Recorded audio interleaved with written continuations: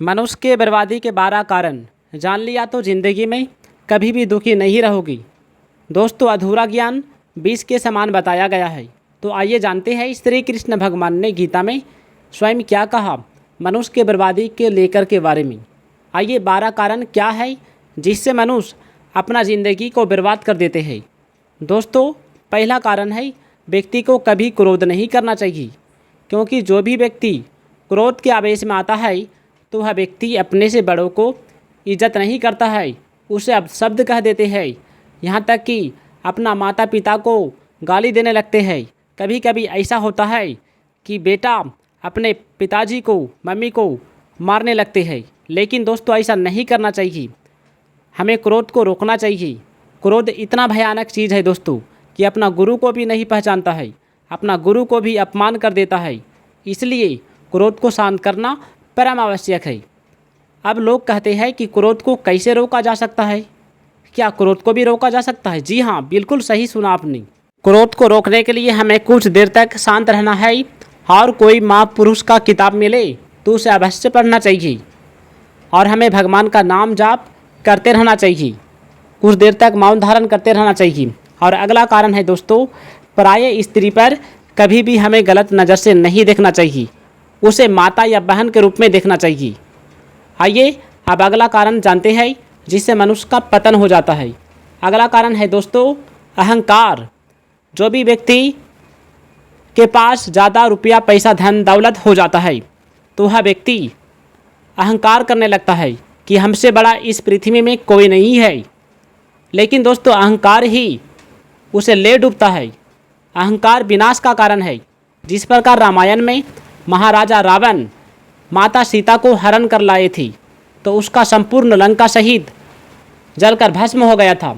अब सोचिए, सोना का लंका भी जल गया था। आइए अब अगला कारण जानते हैं मनुष्य के बर्बादी का। दोस्तों, मनुष्य को कभी भी लोभ लालच के चक्कर में नहीं पड़ना चाहिए, क्योंकि लोभ ही पाप का जड़ है। लोभ ही मनुष्य को बर्बाद कर देता है। आइए भगवान श्री कृष्ण कहते हैं, सबसे बड़ी बात सभी को सुनना परम आवश्यक है। सबसे बड़ी शक्ति मन की है, परंतु मन एक चंचल घोड़े की भांति कभी स्थिर नहीं रहता।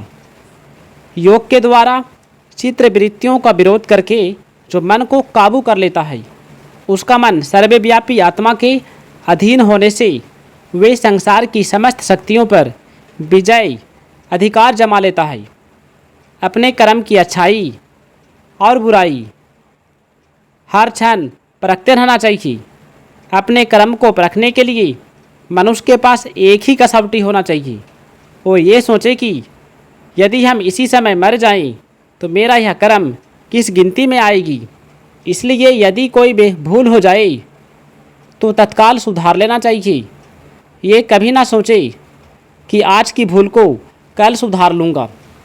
कभी कभी ऐसा होता है कि कल का समय नहीं देता है। आपको जब लेना आएगा तभी आपको जाना ही पड़ेगा। भगवान श्री कृष्ण कहते हैं, जो लोग भगवान को भूलकर केवल भोग और आनंद में फंसे रहते हैं वे मूर्ख होते हैं। उनका जीवन व्यर्थ चला जाता है। उनका बुरा अंत निश्चित है। सांसारिक क्रियाओं में फंसे लोगों की तृप्ति नहीं मिलती। तृप्ति केवल परमात्मा के अर्पण से ही प्राप्त हो सकती। मनुष्य के पास जो कुछ सुख सुविधाएं, भोग आनंद की स्वामी की सामग्री वह परमात्मा के रूप में मौजूद इस विशाल संसार की सेवा के लिए है। लेकिन लोग इसे अपना मानकर भोगते हैं और मालिक की बजाय उनके गुलाम हो जाते हैं। इस सामग्री के खोने पाने को वे अपना खोना पाना या बनना बिगड़ना लगते हैं। यही उनके विनाश का कारण बनता है। जो मनुष्य स्वयं को भगवान के प्रति समर्पित कर देता है तो चाहे कैसी भी प्रतिकूल या अनुकूल परिस्थिति जाए, वह सब भगवान की कृपा और दया में बदल जाती है। जैसे बच्चे को सुधारने के लिए माँ उसे अनुशासन का पाठ सिखलाती है, वैसे ही मनुष्य को सही मार्ग पर चलाने के लिए परमात्मा उसकी समय समय पर परीक्षा लेते रहते हैं। विषमता भगवान को नहीं, प्राणियों में मौजूद होती है। इसी कारण वे भगवान से दूर रहते हैं। जाति और आचरण को लेकर व्यक्ति को परमात्मा की ओर से निराश नहीं होना चाहिए। जाति और आचरण नष्ट होने वाला तथा बनावटी है, पर भगवान के साथ व्यक्ति का संबंध नित्य तथा वास्तविक है। संसार के लोग बाहरी आवरण से प्रभावित होते हैं, जबकि परमात्मा भाव से होते हैं। आइए जानते हैं, भगवान श्री कृष्ण कहते हैं, कर्म के मार्ग पर चलने के लिए ज्ञान का प्रकाश होना आवश्यक है। यदि ज्ञान का प्रकाश न हो तो अंधकार एक पूर्ण मार्ग पर भटक सकता है। जहाँ जीवन है वहाँ मृत्यु है, जहाँ मंगल है वहीं अमंगल है। केवल सुख पकड़ने जाओगे तो उसे की छाया में दुख को भी अवश्य खड़ा पाओगी।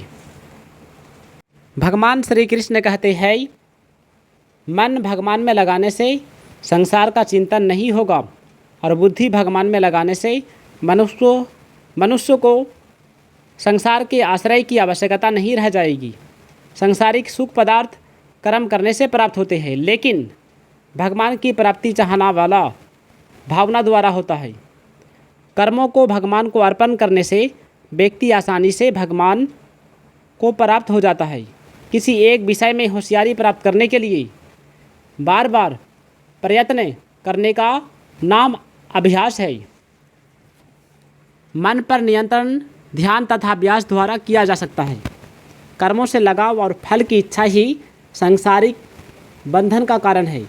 कर्म हो लेकिन लगाव न हो तथा फल की इच्छा न रहने से कर्म फल तथा लेकिन त्यागी व्यक्ति आसानी से सांसारिक बंधन से मुक्त हो जाते हैं।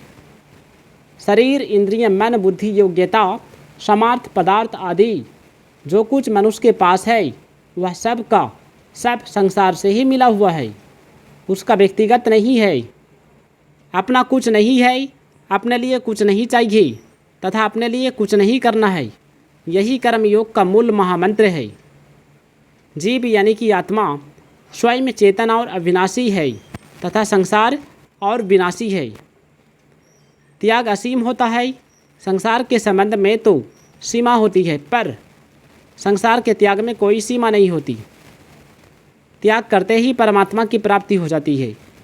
सुखियों से मित्रता, दुखियों के कारण पुण्यात्मा लोगों से खुशी और पापी लोगों से उपेक्षा का भाव मन को निर्बल बना देता है। दुख देने वाले या दुख पाने वाले की अपेक्षा दुख देने वालों पर दया होनी चाहिए। दोस्तों, यदि वीडियो अच्छा लगे तो इस वीडियो को ज़्यादा से ज़्यादा लाइक करके चैनल को सब्सक्राइब जरूर कीजिएगा। धन्यवाद। आप लोग का माता पिता और आप खुश रहिए, आपका जीवन उज्जवल हो। जय श्री कृष्ण कमेंट में अवश्य लिखिएगा दोस्तों। राधे राधे। जय श्री कृष्ण, जय श्री राम।